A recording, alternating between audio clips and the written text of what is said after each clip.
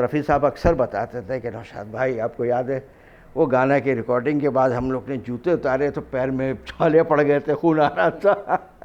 हिंदुस्तान के हम हैं, हिंदुस्तान हमारा, हिंदू मुस्लिम दोनों की आंखों का तारा।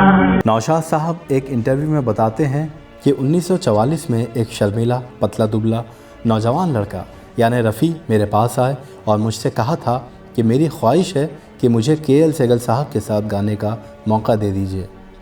नौशाद साहब ने रफ़ी साहब से कुछ सुनाने को कहा। नौशाद साहब बताते हैं कि जब रफ़ी साहब ने गाया तो मैं हैरान रह गया कि एक कम उम्र नौजवान की आवाज़ में वाकई कमाल है।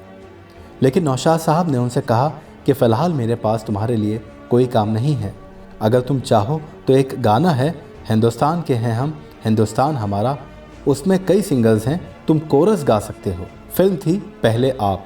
रफ़ी साहब ने गाने से इनकार नहीं किया और इसमें रफ़ी साहब को गाने के लिए केवल एक लाइन ही मिली थी और इस एक लाइन को गाने के लिए रफ़ी साहब को नौशाद साहब ने 10 रुपये दिए थे। कोरस गाना था, रफ़ी साहब ने गाया था, अलाउद्दीन और एक मोती साउथ का सिंगर था जी।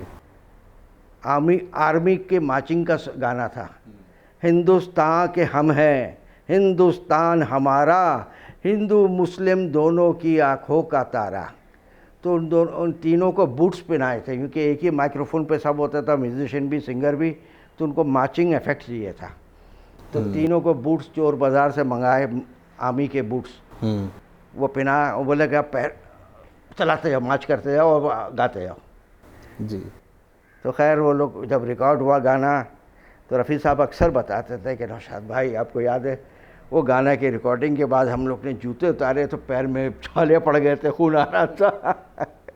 हरी खेतियाँ झूम रही हैं, झूम रही हैं, झूठे जननी को झूम रही हैं, झूम रही हैं। नौशाद साहब बताते हैं कि कुछ दिन बाद इसी गाने के सभी सिंगर्स को नौशाद साहब एक होटल में बुला रहे थे। उन्होंने रफ़ी साहब से भी कहा तो रफ़ी साहब बोले मेरे पास आने के लिए बस का किराया नहीं है। तब नौशाद साहब ने उन्हें किराया दिया था। हिंदुस्तान के हम हैं, हिंदुस्तान हमारा, हिंदू मुस्लिम दोनों की आंखों का तारा।